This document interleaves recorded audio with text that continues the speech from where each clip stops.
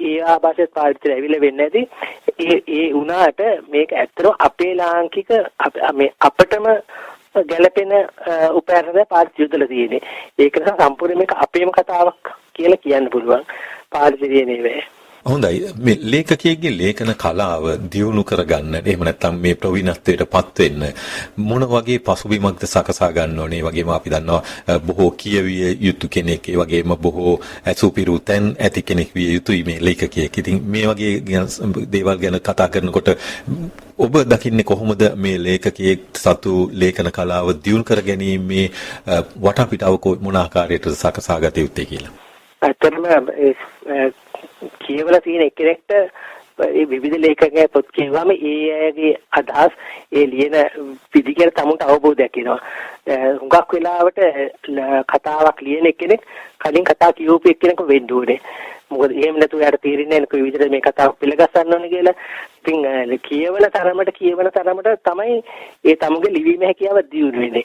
හැබැයි මෙතන කියවනවා කිව්වම ඒ කියවන දෙයක් වැදගත්. දැන් අපිට උදාහරණයක් අපි සාමාන්‍යයෙන් ඔය නිකන් සමහර ඒවා තියෙන බොහෝම මේ වැදගත් නිර්මාණ ඒක බොහොම ප්‍රවීණ අයගේව තියෙන ඒ වගේම ලද බොලද විදිහට ලියන අයගේවත් තියෙනවා. ඉතින් අර ලද බොලද අය ලියන ආකාරයේ පොතක් කියවුවොත් අපිට ලියන්නේ ඒ විදිහටම තමයි. නමුත් අර හොඳට ප්‍රවීණ තත්ත්වයටපත් වෙච්ච කෙනෙක් ලියනකොට ඒ පොත පෘථිමේ ලේඛකයෙක්ගේ වගේ පොතක් කියවනකොට එයා එතකොට ඒ බොහොම උසස් අන්දමට ඒක ලියලා තියෙනවා. එතකොට ඒ වගේ අයගේ පොත් කියනකොට අපිට ඒ වගේ විදිහට අපිට ලියන්න පුළුවන්කම තියෙනවා. දැන් හුඟක් වෙලාවට සමහර අය ඉන්නවා වැඩි තමුන් ලියන්න ගත්තට පස්සේ වැඩි අනිත් අයගේ පොත් පරිශීලනය කරන්නේ නැහැ. එහෙම වුණාම තමුන් ලියන දේත් ඒ මට්ටමෙම තමයි දිගටම යන්නේ. කිසිම දියුණුවක් ලැබෙන්නේ නැහැ. නමුත් පොත් ලියන ගමන්ම තමුන්ට පුළුවන් නම් ප්‍රවීණ අයගේ පොත් පරිශීලනය කරලා තව දැනුම වර්ධනය කරගන්න. එතකොට ඒ අයගේ ලියන එකෙත් ඒ ආభాෂය පොඩ්ඩක් ඇවිල්ලා ඒවෙත් ටිකක් උසස් මට්ටමකට යනවා. ඇත්තටම පාලිතගේ මම දකින වෙනස ඒකයි. මොකද පාලිතත් එක්ක මම කතා බහ කරනකොට මට තේරෙනවා පාලිත සමහරවිට කියනකොට තියා පාලිත හුඟක් පොත් පරිශීලනය කරන කෙනෙක්. ඒ සාමාන්‍ය පොත් නෙවෙයි පරිශීලනය කරන බොහොම ඉහළ මට්ටමේ ලේඛකයෙක් පොත් තමයි කතා කරනකොට ඒක මට තේරෙනවා. මම හිතන්නේ පාලිතගේ මේ දියුණුවට විශේෂ හේතුව ඒක තමයි. මොකද එයා බොහොම උසස් මට්ටමේ ග්‍රන්ථ කියවනවා. සිංහල, ඉංග්‍රීසි ඕ රුසියන් භාෂාවෙන් වෙන්න පුළුවන්. මොකද පාලිතට රුසියාවේ කාලයක් ඉඳලා තිබ්බ රුසියන් භාෂාව හොඳට තේරෙනවා. ඒක නිසා එයා මම හිතන්නේ එයාගේ මේ දියුණුවට විශේෂ හේතුව ඒකයි මම හිතන්නේ. ඔව් ඒ වගේම අපි සල්කන දෙයක් තමයි මේ ග්‍රන්ථයක් එලි දක්වනකොට මේ ග්‍රන්ථයේ අන්තර්ගතය දෙසත් ඒ වගේම මේ සඳහා තිබෙන මේ භාෂාමය විවරණ නීති රීති ඒ වගේම මේ අපිට ආවේනික අපේ සිංහල භාෂාවේ ආහාරය ඇතුළත් විය යුතුයි. මේ පිළිබඳව පාලිත කොයිතරම් දුරට සැලකිලිමත් වෙලා තියෙනවා කියලා ඔබ හිතනවාද? පාලිත ඇත්තටම ඒ ගැන බොහොම උනන්දුවක් දක්වන කෙනෙක්. මොකද පාලිතේ පොත් ටයිප් මේ පරිගණකගත කරන්නේ මම සමහර ඒවා තියෙනවා පරිගණකගත පොත් තියෙනවා. දැන් සමහර වෙලාවට දැන් පළවෙනියට මම පළවෙනියට ටයිප් කරලා ඉවර පාලිතට දුන්නාම පාලිත බලලා ඉවර වෙලා ඒවේ තියෙන හැම ව්‍යාකරණ දෝෂයක්ම අනිවාර්යද කරනවා. එතකොට තේරෙනවා දැන් පාලිතට සෑහෙන ඒ ගැන දැනුමක් තියෙනවා කියලා. ඒ වගේම පාලිත ඒ ගැන බොහොම උනන්දුවක් දක්වනවා. පොඩ්ඩක්වත් ඒක පැහැදිලි නැති කිසිම වචනයක් ඇතුල් වෙන්න දෙන්නෙත් නැහැ. ඒ කියන්නේ ව්‍යාකරණ දෝෂයක් ඇතුව වාක්‍යයක් ලියන්න උත්සාහ කරන්නෙත් නැහැ. ජම්මේකින් හරි වැරදිලා ලියවල තිබුණා එයා කොහොම හරි ඒක අල්ලගෙන දෙවෙනි තුන්වෙනි පාර හරි ඒක නිවැරදි කරනවා. ඒ කියන්නේ පාඩේ බොහොම උනන්දුයි තමුන් ඒ කියන ඉදිරිපත් කළ දේ පුළුවන් තරම් නිවැරදිවම පාඨකයන්ගේ හිතට යන විදිහට තමයි පාඩේ මේක දෙන්න බලන්නේ. ඒක ඇත්තටම පාඩේට තියෙන විශේෂ ලක්ෂණයක්. හොඳයි සිසිල් අපිට කියන්න පුළුවන් මේ තුන් පෙර නිමිති කෙටි කතා සංග්‍රහයේ එළි දැක්වෙන දිනය මේ පැවැත්වෙන ස්ථානය ආදී විස්තර අපේ අසන්නන් වෙනුවෙන්. ඔව් ප්‍රන්තරසන්නන්ට මේ කාරණේ විස්තර ටික කිව්වනම් හොඳයි. මම ස්තුතිවන්ත වෙනවා අපිට මේ අවස්ථාව ලබා දීම ගැන ආචාර්ය පාල්ත ගණවත් වෙනුවනොත් ඒ වගේම ලේඛක සංසදය වෙනුවනොත් මෙම තුන් පෙර නිමිති කියන ආචාර්ය පාලිත ගණවත්තගේ නවතම කෙටි කතා සංග්‍රහය දොරට වැඩුම සංවිධානය කරලා තියෙන්නේ ජූනි 6 වෙනිදා. ඒ කියන්නේ ලබන මාසයේ 6 වෙනිදා එදා සෙනසුරාදා දවසක් දවල් 1:30ට. මේක පැවැත්වෙන්නේ එපිං බැප්ටිස්ට් චර්ච් ලෝවර් හෝල් කියන තැන. ඒකේ ලිපිනය තමයි අංක 1 Ray Road RAY Ray Road Epping. මේක සංවිධානය කරන්නේ සිංහල සංස්කෘතික හමුවේ ලේඛක සංසදයෙන්. මේ ගැන වැඩිදුර විස්තර දැනගන්න ඕන නම් කෙනෙකුට අමතන්න පුළුවන් ලේඛක සංසදයේ අපේ ලේකම් මහත්මයා හේමාල් 04 1.954 571. එහෙම නැත්නම් ආචාර්ය පාලිත ගණේවත් මේ පොතේ කතුරු මහතාට කතා කරන්නත් පුළුවන්.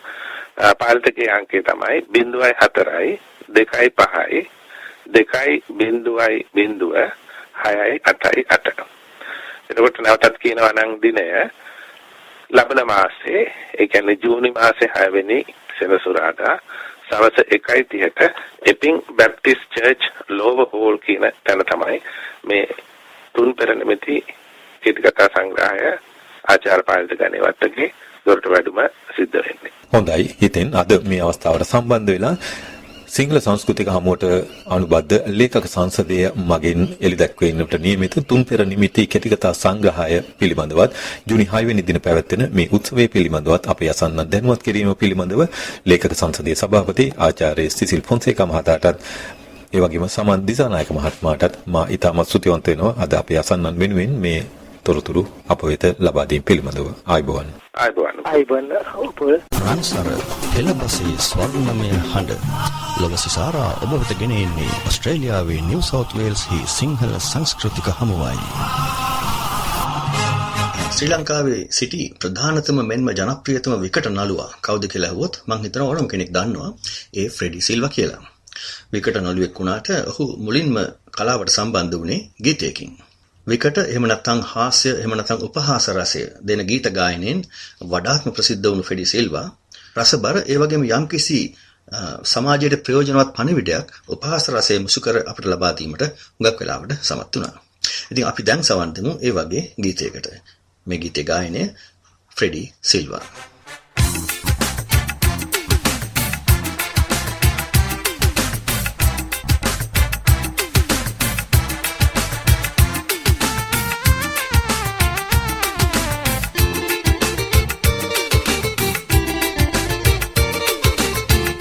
Pangiridda takkita tarakita uda penda pena natatu Pangiritti rabanaragana karabagana wayatu Unge petavun watita idagana dadin nanda talati Mewwa bala bala tani padatta kiji bichi kiyati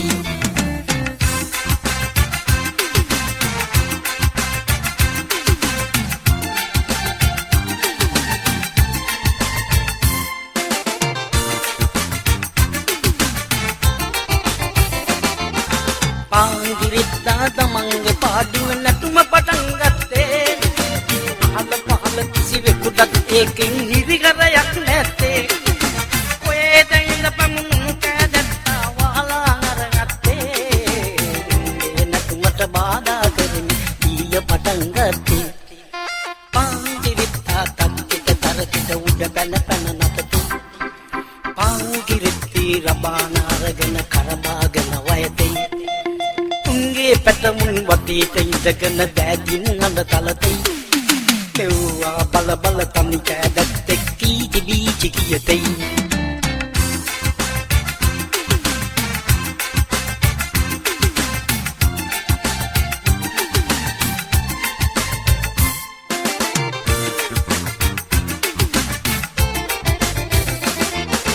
පාංගිරෙද්දා නතුන වත්තා කේන්දියෙන් ආවා කලුවත් තටුවෙන් අල්ලා සැලවුවා ඊට පස්සේ වූ සත ගාලා මොන මොනවද කීවා ළඟට කිට්ටු වී මාද ගොළුවති ඊට සවන්තවා අනුන්ගේ වැඩ ගැන විවේචනය කර කර ඉන්නවට වඩා තමන් දන්න දේ හරියට කරපන් කියලා කියහඬ අනුන්ගේ වැඩ ගැන විවේචනය කර කර ඉන්නවට වඩා තමන් දන්න දේ හරියට කරපන් කියලා කියහඬ කියලා කියහඬ කියලා කියහඬ කියලා කියහඬ කියලා. ඉතින් ඒ ගීතය ඇහෙනකොට මට වගේම ඔබටත් මතක් වෙනවා ඇති ඒ ගීතේ කියපු විදිහට තමන්ට හැකි දේ කරන එක පැත්තක තියෙද්දී අනුන් කරන දේ විවේචනය කර කර ඉන්න අය කොතෙකුත් අපි අතර ඉන්නවා කියලා. ඉතින් කොහොම වෙතත් ෆ්‍රෙඩි සිල්වා කියන ඒ ගායකයා එහෙම නැත්නම් නළුවා මීට වසර 14කට පමණ පෙර ඒ කියන්නේ 2001 වසරේදී අප අතහැර ගියා. ඉතින් මම අන්තිමට අහපු ප්‍රශ්නෙට පිළිතුරු අහගන්න ඔබ දැන් බලාගෙන ඇති. ප්‍රශ්නේ වෙලා තිබුණේ ලෝකේ ඉන්න සත්වයන් අතරින් විශාලතම බිත්තරය නිෂ්පාදනය කරන සත්වයා කවුද කියන එකයි. ගොඩබිම වාසය කරන සතුන් අතරින් විශාලතම බිත්තරය අයිති වන්නේ පැස්බරාට. මම හිතනවා ඔබ සියලු දෙනාම වගේ එහෙම නැත්නම් හුඟක් දෙනා අඩු ආනේ අනුමාන වශයෙන්වත් ඒ පිළිතුර හිතා ගන්න ඇති කියලා. නමුත් දිය ගොඩ අහස සෑම තැනම ඉන්න සියලුම සත්වයන් ගැන හිතුවොත් ලෝකේ විශාලම බිත්තරය ලබා දෙන සත්වයා වන්නේ වේල් ෂාක්. එහෙම නැත්නම් අපිට කියන්න පුළුවන් තල්මස් මෝරා කියන මෝර වර්ගය කියලා. මෝර වර්ග 400කට වඩා ඉන්නවා කියලා අපි අහලා තිනවා. ඒ අතරින්ම තල්මස් මෝරා තමයි විශාලතම මෝර වර්ගය වන්නේ. හොඳයි. මම දැන් ලේසි ප්‍රශ්නයක් අහන්නම්. ඊළඟ ප්‍රශ්නේ බොහොම ලේසි ප්‍රශ්නයක්. ලෝකේ වැඩියෙන්ම කතා කරන භාෂාව කුමක්ද? මං හිතන්නේ මේක නම් බොහොම පහසු ප්‍රශ්නයක් වෙයි හුඟක් දෙනාට. පිළිතුර පසුව. හොඳයි. එතෙක් අපි තවත් ගීතයකට සවන් දෙමු. මේ ගීතය ගායනා කරන්නේ විශාරද වික්ටර් රත්නායක.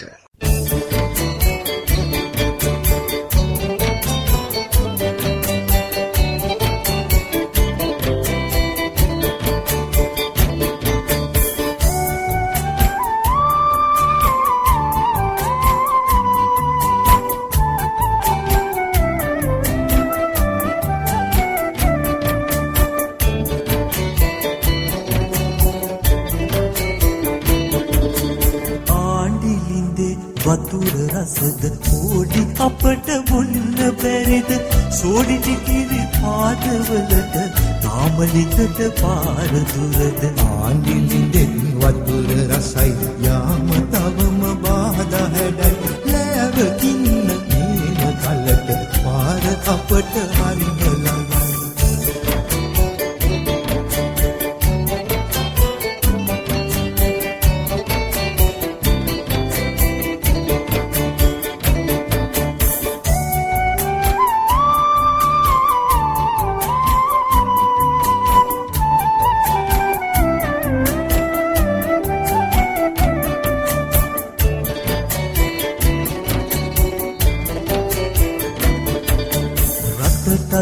මැදින් වටේ වතුර පිරේ සාගරේ බැරිද අපට සිසිල දෙන්න ගිනි ඇවිලුණු මායිමේ රල්ලෙන් රල්ලට බිඳුණු වේ ගැලුවේ වතුර සාගරේ එක රැල්ලට එකට එක නිවේලු ගිනි මායිමේ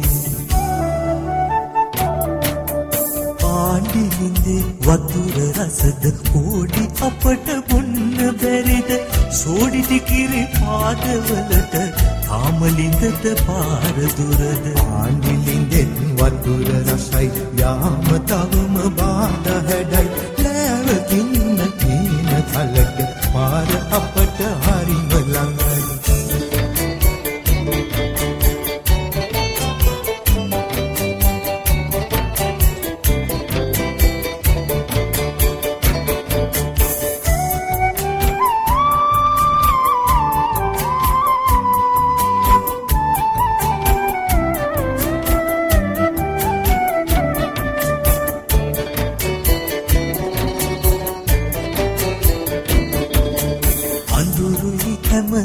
අපේ නැතුවද සද පෑයුවේ වෙනස්වාද කිරුලට උන් සාරජු අපේ නිකරුණේ අවපස දැකලයි සඳේ උද නුඹ ඔය රැවටුනේ කිරුලට උන්ගේ හිසර ගෞසිය ගණනක් පුතේ ආණ්ඩිලින්දේ වතුර රසද ඕඩි අපට බොන්න බැරිද සෝඩි ටිකිරි පාදවලට තාමලින්දට පාර දුරද ආණ්ඩිලින්දෙන් වතුර රසයි යාම තවම බාධා හැඩයි ලෑවගින්න තියෙන කලක පාර